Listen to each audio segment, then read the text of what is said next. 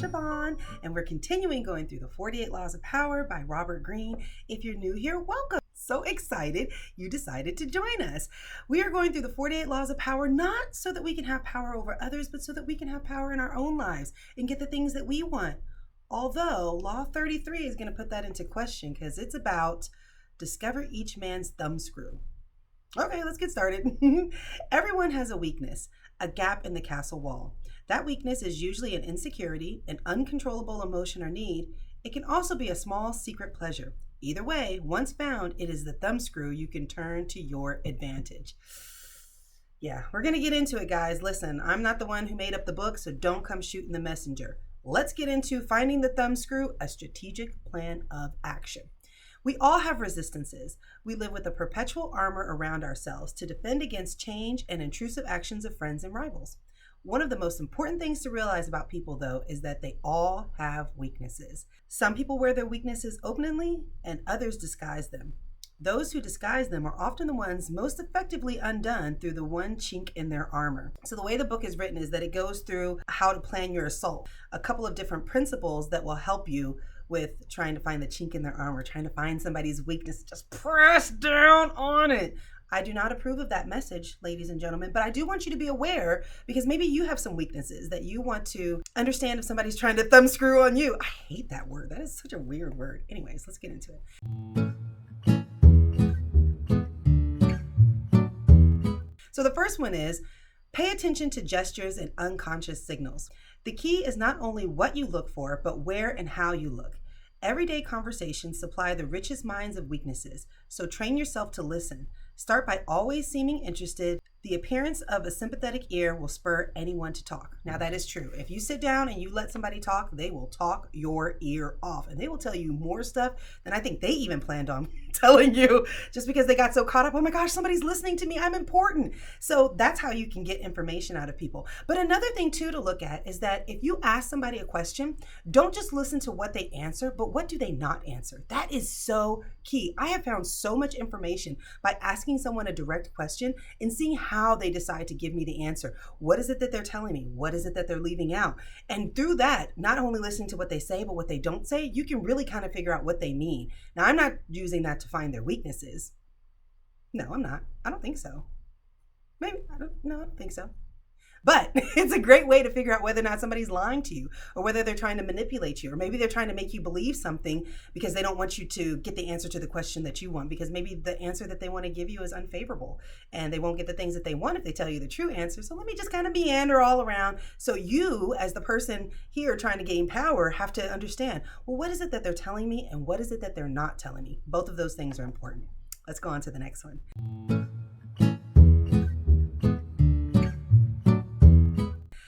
Find the helpless child.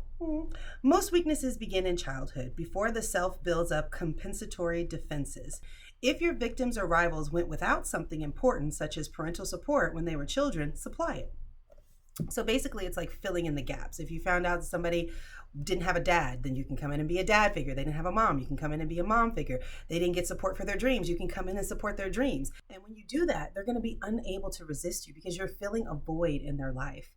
I don't know if I approve of that message, but it is what it says in the book. So let's keep going.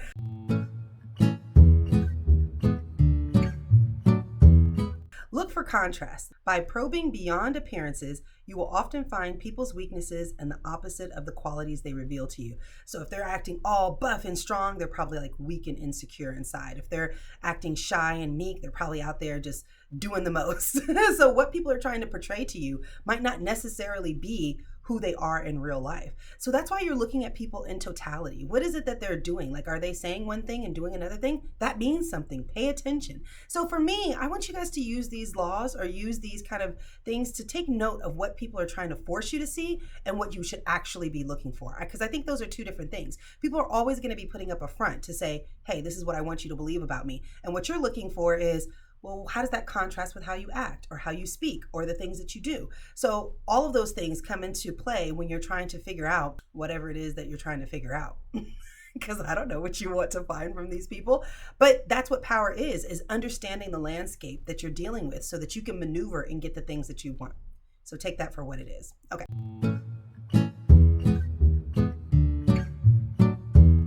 Find the weak link. There's often someone behind the scenes who has a great deal of power, a tremendous influence over the person superficially on top.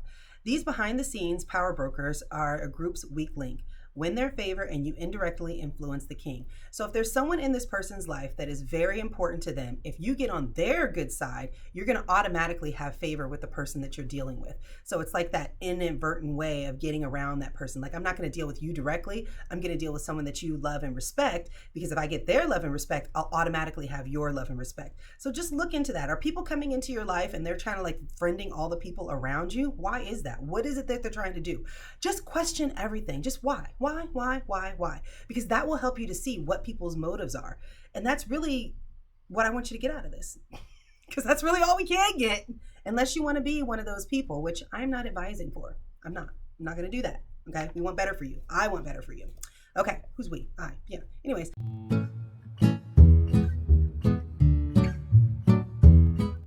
Fill the void. The two main emotional voids to fill are insecurity and unhappiness. The insecure are suckers for any kind of social validation. As for the chronically unhappy, look for the roots of their unhappiness. So basically, it's people coming in and just like filling in that gap for you. Like whatever it is that you need, they're going to be that. And that's actually a good way for you to kind of gain power with people who might be in a different position. What gaps do they have and what gaps can you fill? I know that's not what they're talking about, because they're talking about taking advantage of these people who feel insecure and giving them that social validation, or they feel unhappy and you come in and be the happiness for them. You can do that, but I would also recommend that is also a way to get into a place. If you see somebody who's in a better position than you are and you kind of want to have access to them, look and see what voids are in their life and try to fill that, because they'll be grateful and they'll might probably bring you along to their journey. So that's some good positive things that we can get out of that. That's what I'm trying to do, is find something positive. Y'all, it is so hard. I be searching. Let's go on to the next one.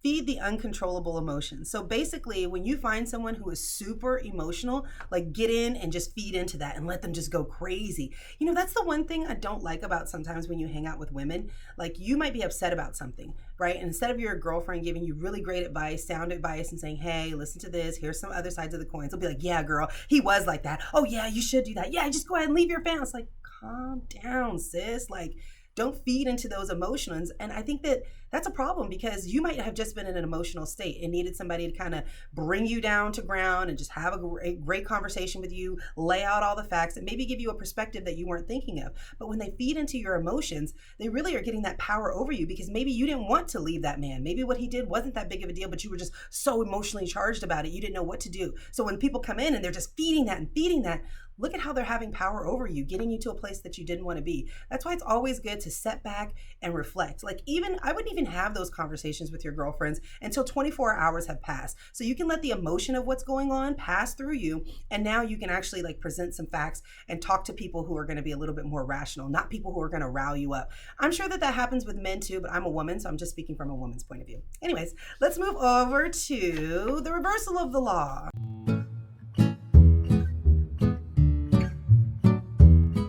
People playing on people's weaknesses has one significant danger. You may stir up the action you cannot control. The more emotional the weakness, the greater the potential for danger. Know the limits of this game. Then, never get carried away by your control over your victims. You are after power, not the thrill of control. So when you're playing games of power, you have to be very careful, because you can't control people's reaction, right? That's the one thing you don't have control over. You never know how people are going to react. And the more emotional they are about something, the more emotionally they're going to respond to something. So you always have to keep that in mind. I do not, and I'll say this again, and I'll say it every single time, I don't recommend playing power games. I think it's good to understand the power landscape, but I don't think you should play power games, because you just don't know how people are going to respond. And with all the emotional trauma that people have been through, their response might be something that you could have never predicted. So that's why it's very, very important that if you are going to just push down on somebody's insecurities and you're going to dig in there, you're going to be whatever they need. What if it doesn't turn out the way you thought? What if they don't respond the way that you wanted them to? That's something that you really have to keep in mind. So let's get into my final thoughts.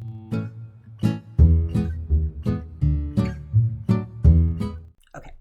So my final thoughts is that you really need to know yourself, because people are actually out here doing this to you. They're looking for your weaknesses. They're looking for a chink in the armor. They're looking for an opportunity to take advantage of you. Is that everybody? No, it's not everybody, but it's definitely enough people that you need to be on the guard. And I think the way we can be on the guard with that is that we can do our own personal development. Get to know who you are. Understand what your insecurities are, so that way nobody can play them against you. Be okay with where you are in your journey of life. Nobody is at their destination. You know why? Because as soon as you get to where you thought you wanted to be, you already have new dreams that are 10 years in the future. So you're never going to get there.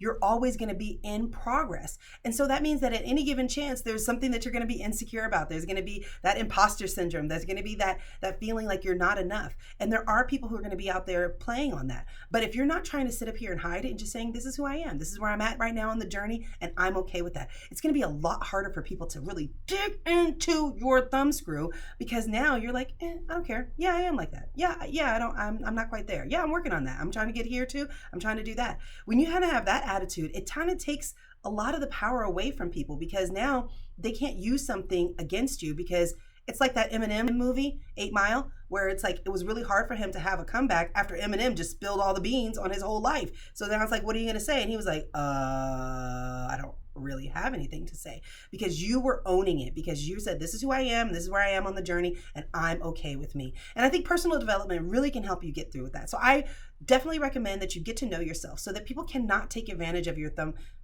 take advantage of your thumbscrew, or use a thumbscrew against you? I don't know what kind of word is that, right? I don't know.